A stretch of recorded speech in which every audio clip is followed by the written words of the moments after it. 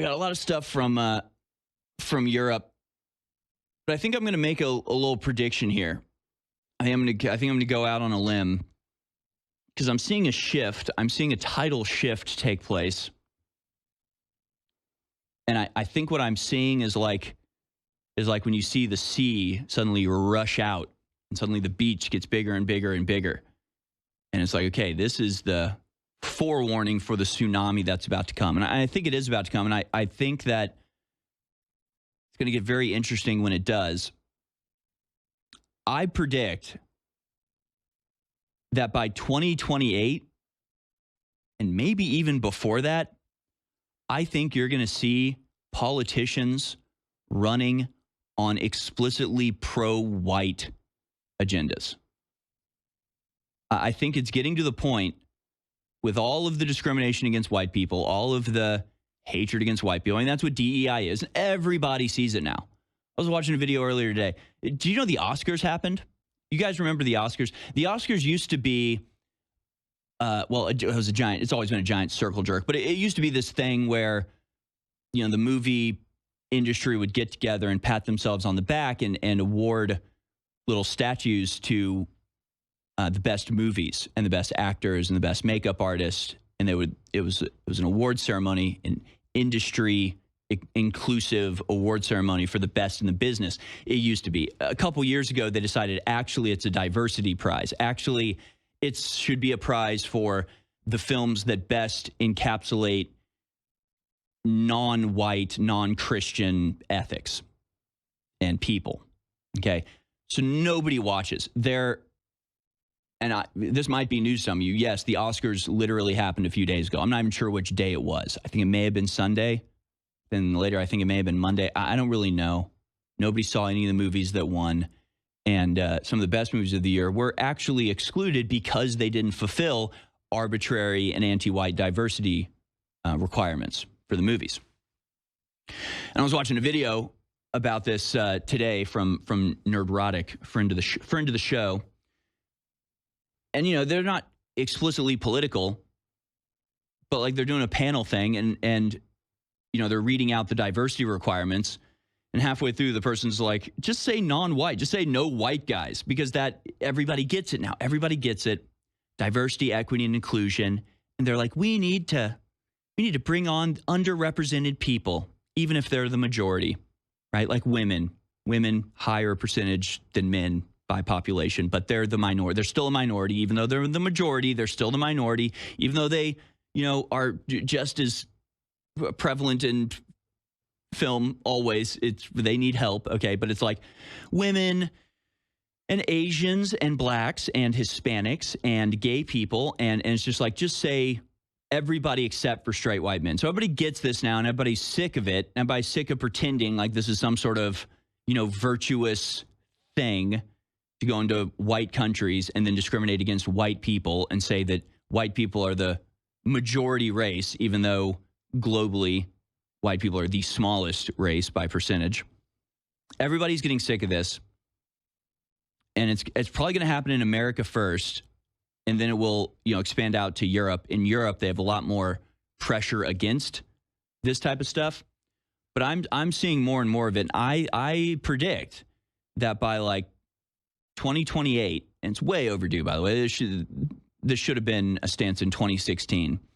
And frankly, it's embarrassing still that Trump will mention every ethnic group except for white people explicitly.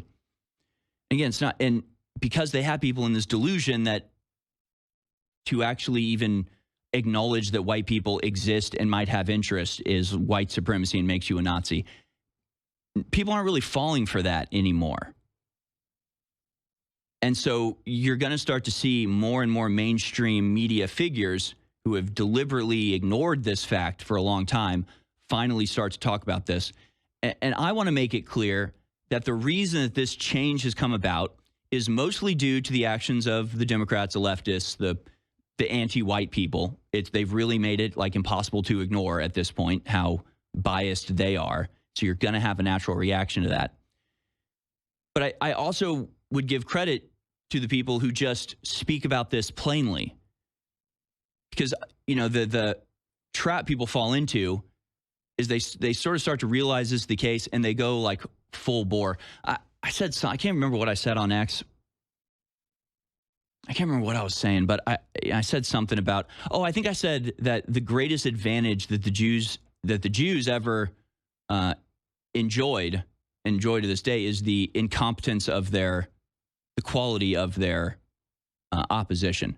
A lot of people didn't understand what I meant by that. And it's like, nobody's going to be converted by a bunch of people like throwing the Nazi salute and saying Hail Hitler, saying the N-word. Like, that doesn't convince anybody. That actually just radicalizes people against you. And so somebody responded to me saying, no, Americans are asleep. They need this stuff yelled in their face. And it's like, have you ever met another human being? Have you ever talked to anybody outside of the internet? The internet has thrown people's minds for a loop. They think the world is completely different than it actually is. If you actually wanted to like stop discrimination against white people, you need to talk about it in a normal, calm, loving way, in the way that you talk about anybody. And at least that's my strategy. That's what I do, because it's genuine. It's like, okay, if I lived in a country that discriminated against black people, then I'd be against that and I'd speak out against it.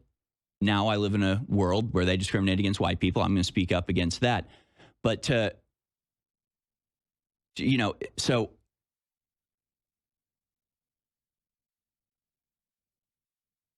it's going to be people like Tucker Carlson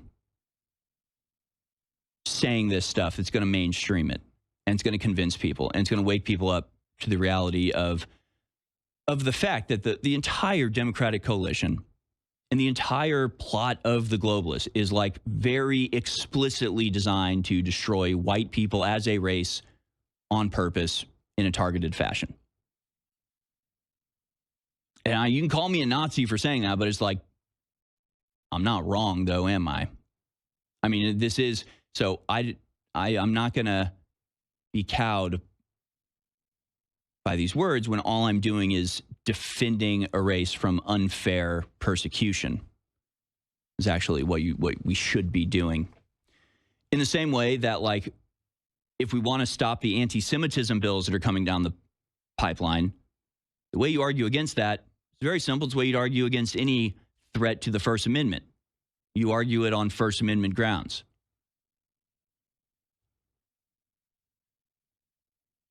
The momentum is with freedom. It's with America.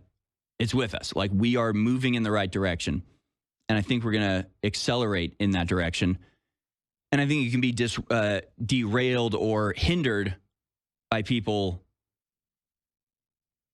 just being uncouth and outrageous in the way that they talk about this stuff. Instead, what you need is people like Tucker Carlson or myself. I hope that I can do a good job of just like explaining this in a way that like everybody should agree. Every good person should agree that like races shouldn't be discriminated against.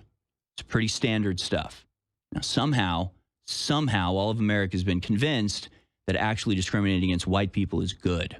And that's weird and wrong and bad. We can argue against that without engaging in racism or anti-Semitism ourselves, because that's not the basis of it. It's we want to defend the people being persecuted.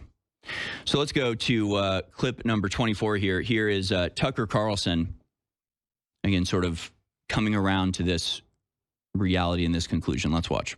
Last weekend, I had a meeting in a ski resort in the Alps. No, let's go to clip 24. I'm sorry. Wait. I did tell you the wrong one. 27 is the one I want to go to. Clip 27.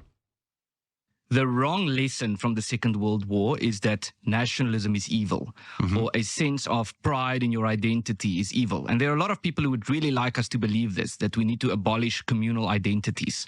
McIntyre's line... Only when they're white. Yes. Yeah, of course. So it's actually, I don't think anyone thought the lesson of the war was that nationalism is evil, only that nationalism when whites do it. Yeah, when whites do it, yeah. So McIntyre's line is that a sense of communal identity and pursuing what is good for your people is a good. So again, it's shocking that this hasn't been said in the mainstream media like ever, but it's absolutely true. And I think more and more people are going to sort of come around to this, which, you know, makes you wonder what, you know, what's going to be the response to this, because it's not working anymore just saying that you're a Nazi if you don't want white people to be eradicated. Like, this is crazy. That's a crazy, crazy position to hold. That you have to sit there and watch your country be taken over by foreigners because to defend your homeland is racist. Like, it's a testament to the psychological manipulation that the globalists have been able to carry out. It's really an impressive feat they've been able to carry out, but it's not going to last that much longer. And I think it's time for the Republicans in particular to embrace that fact and reject the idea that somehow you're bad for just recognizing the attack against white people.